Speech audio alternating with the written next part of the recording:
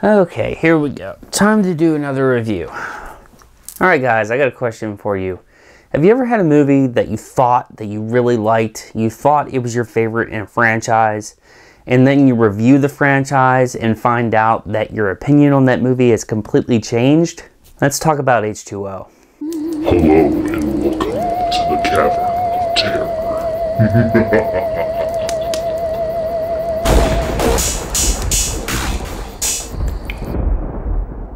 Halloween H2O 20 years later stars Jamie Lee Curtis, Josh Hartnett, Michelle Williams, LL Cool J, and is directed by Steve Miner. 20 years have passed since Michael Myers escaped from Smith's Grove Sanitarium and terrorized Laurie Strode, killing 3 of her friends. Strode is now going by the name Carrie Tate and is a headmistress of a California private school.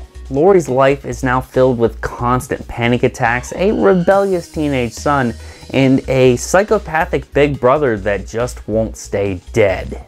So before we get any further into this review, I just want to tell you guys about this brand new shirt that I got from Cavity Colors. This is a Howling t-shirt. And if you can see this design, it is badass. I really like it. I'll throw some B-roll here so you can really see what this shirt looks like. But it is awesome, and I cannot recommend Cavity Colors any more than I do right now. As you can tell, the design is really cool. They have a lot of stuff up on their site right now, and I got it for a really reasonable price. It goes for around $27, so you cannot beat that price. I am in no way being sponsored by Cavity Colors for this video. I just really dig this shirt, and I want you guys to have some awesome horror shirts in your collection. One more thing before we move on, I just want to let you guys know that they are getting ready to drop some really awesome pumpkin head designs. So with that being said, check out Cavity Colors on their website. These guys are awesome. Now, let's talk about Halloween H2O. Starting out with a positive, I think that starting with the song Mr. Sandman that was in Halloween 2 is a great way to start out this film. If you decided to, I think you can really easily edit together Halloween 2 and H2O like a lot of people do with the '78 original and Halloween 2. You could give yourself a pretty cool 3-hour supercut, or you could have a close to 6-hour cut if you include the first one. Let's keep the positives going because in my opinion, I think H2O has a great opening act. It's actually one of the best and truest to Halloween parts of this movie. The dread starts early, and that's a key component to making a great tone right off the bat. Getting into something a little bit more technical, they actually use a voiceover actor to voice Dr. Loomis. To be honest with you guys, this was a decision that I was really confused about. The lines that are used are the exact lines that Donald Pleasence uses in the first Halloween. So why not use that audio? If you openly mention his character and show a picture of Donald Pleasence himself, I surely think that you can use his voice. Hell, they even show a sequence from Halloween. Check out these clips and then tell me which one you like better. I met him 15 years ago. I was told there was nothing left. No reason, no conscience, no understanding, even the most rudimentary sense of life and death, of good or evil, right or wrong. I met this 6-year-old child with this blank, pale, emotionless face and the blackest eyes, the devil's eyes. I spent 8 years trying to reach him, and then another 7 trying to keep him locked up because I realized that what was living behind that boy's eyes was purely and simply evil. I met him 15 years ago. I was told there was nothing left. No reason, no conscience, no understanding, and even the most rudimentary sense of life or death, of good or evil, right or wrong. I met this 6-year-old child with this blank, pale, emotionless face and the blackest eyes, the devil's eyes. I spent 8 years trying to reach him, and then another 7 trying to keep him locked up because I realized that what was living behind that boy's eyes was purely and simply evil. This has to be my favorite version of the score, at least my favorite version of the main theme. I love the orchestral version, it's very classy, but let's not get too carried away. We actually don't get much of a Halloween score. I mean, we do get some Halloween, but we also get a dash of Scream from Marco Beltrami. I'm not kidding, guys, some of the pieces in Halloween H2O are ripped right out of Scream. That's actually pretty sad to me because Marco Beltrami is one of my favorite modern composers, and I really would love to have heard what he actually could have brought to a Halloween score. John Ottman's additions are welcomed, but I don't think it's enough to make up for what we lost. I don't know, guys. I mean, using the opening piece to Scream, I love Scream, you guys know that, but Scream needs to stay in its own franchise. They what? What do you mean they watched Scream 2 in this movie? I'm not even going to try to explain to you how much that doesn't make sense. How do we move on from that? H2O looks good. This sequel takes place in Summer Glen, California, and it completely makes sense to me due to the storyline. Even though I would have preferred it to take place in Haddonfield like the rest of the sequels, but we can't change that now, can we? I have to praise the work of cinematographer David Okada. He does his best to mute the colors to fit with the vibe, but in the end, guys, Halloween and fall don't really fit with Cali. Personally, I think this really should have taken place somewhere else. Moving forward, I guess I do have to praise the editing of Patrick Lussier as well. You guys are smart, you know the reason, and I'm going to talk about it right now. The many masks of Michael Myers. There are at least 4 or 5 masks that I can think of, and that is ridiculous. The combined work of both men gave us the best version of the character that we could get with what we had. Unfortunately though, nothing helps this.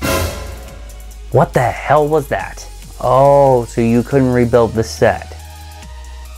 Like with The Curse of Michael Myers, I really enjoyed the character interactions. Most of what is said feels pretty genuine to me, especially the street scene with Laurie and John.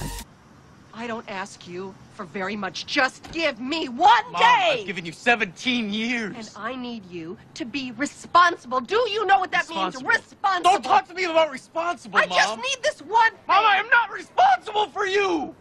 I felt that their mother and son relationship was very real. As far as Jamie Lee Curtis goes, I really like this damaged version of the character. The way she evolves over the runtime is excellent.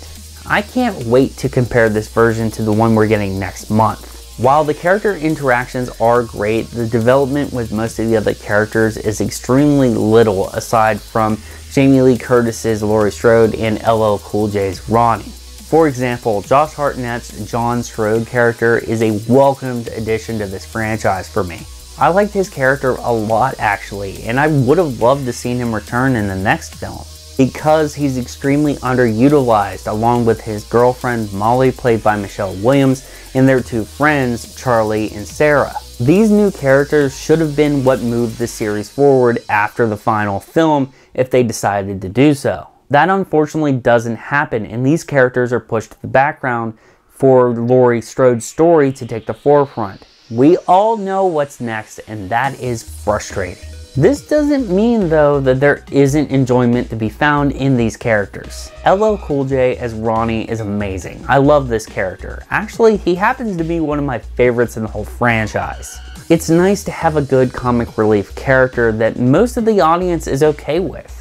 I think this character works really well, and he really helps break up the dread with Curtis's Laurie. Hey, honey. What's up? Where'd you go? I don't know, some car at the gate. I'm gonna have to call you.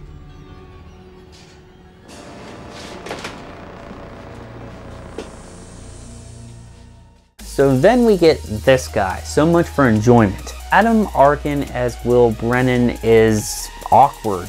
He's not Paul Rudd awkward, but he's pretty close. This character feels the most out of place to me, and I really felt like they gave him all the direction to do his best George Clooney impression. Unfortunately, some of his scenes feel forced, and I think that's because they cut a crucial scene of his from the final cut. There's a deleted scene that actually has him open up a little bit more and makes him a strong support character for Laurie. I actually really like the scene. For some reason, this scene was only included in the Halloween H2O television cut that aired on FX. but you can watch this scene on YouTube. I'll put a link in the description down below for you guys to check it out if you haven't seen it. While we're at it, there's something that I really want to mention before we move on. The exclusion of Halloween 4 through 6 from canon, the Thorn trilogy. You can say what you want about those movies, but I can't help but dig that story. They only add depth to the franchise. They were this close to being canon at the time, and in the end, I think it would have made this movie a lot better. Just imagine for a second, guys, if John Strode found out that he had a sister named Jamie, and his mother left her die. The studio says that the inclusion of the Thorn trilogy was cut from the final script because it would have had people hate Laurie, but not me. I say bring on the hate. I say bring on the damage. For example, Supernatural has been doing characters like this for 13 years, and I still like a lot of those characters. Guys, there is a thing called redemption, and they do that in the third act. The Halloween series isn't exactly known as a gore fest, so it was actually nice to see some messed up limbs and a nice throat cut. Here's the big question. Is Chris Duran the best Michael? No, definitely not. He's not my favorite. To me, he is actually a big step down from George P. Wilbur from Part 6. That's not to say that this guy is completely terrible. I mean, he was Ghostface, so you know that Ghostface takes a beating. He was very good in the fight scenes. The scene where Laurie and Michael fight in the hallway and later down in the dining hall, that is extremely intense. You better believe when Michael was flipping tables, I was into it.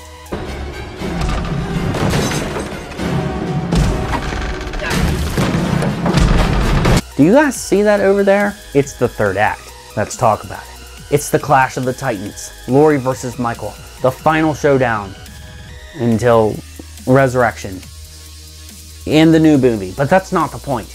This has to be one of the best final acts in the whole series. The tension is past the camera frame, people, and they bring it around to a brutal finale. With more on this legendary altercation that's handed over to Drum Dums. What's up, guys? It's Lee from Drum Dums again. Today we're going to talk about H2O. And the scene that I'm going to talk about, because as you know throughout this series, I talk about like specific scenes in the movies that I enjoy. And for H2O, despite all the problems I have with this movie, and I know Zach likes this movie a lot, Michael Myers is my biggest problem with this movie. But fortunately, Jamie Lee Curtis really brings her A game in that third act. I do like that she's like such a damaged person throughout, but I more like the direction that they're going in this new movie actually, where she's just pretty much, she's been preparing for 40 years. Well, in this one, she hasn't been really preparing, she's just more waiting for a return of Myers, and it's kind of turning her into a basket case. So that final showdown, she's had enough. You know, her son is in danger, and so she's like, I have to face him once and for all. And then that scene where she tells the kids, get the hell out of here, and then she goes back, and the music kicks in, and then she walks up, and then she screams, Michael.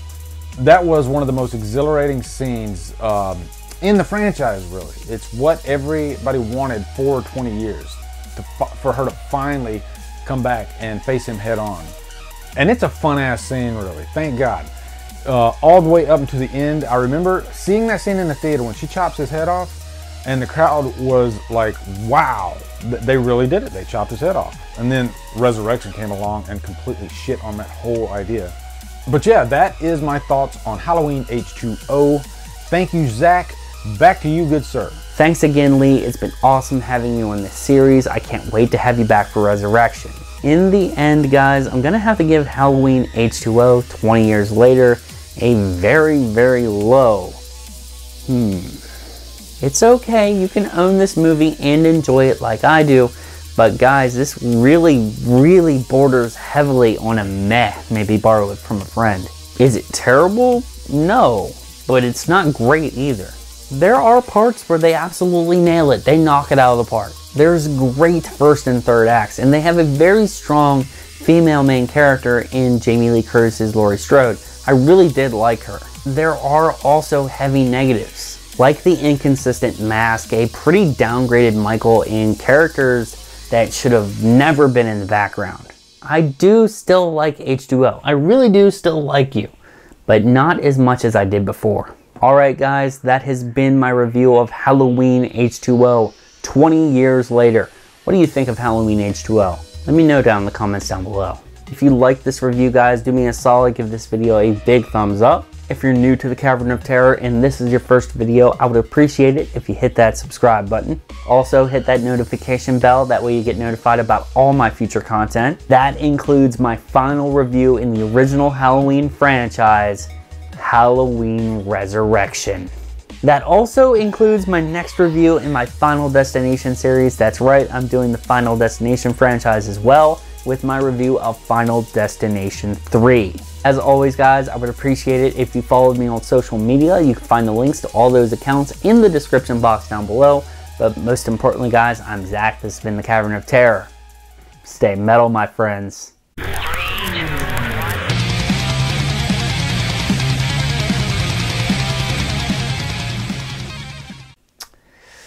Do we really have to do Resurrection?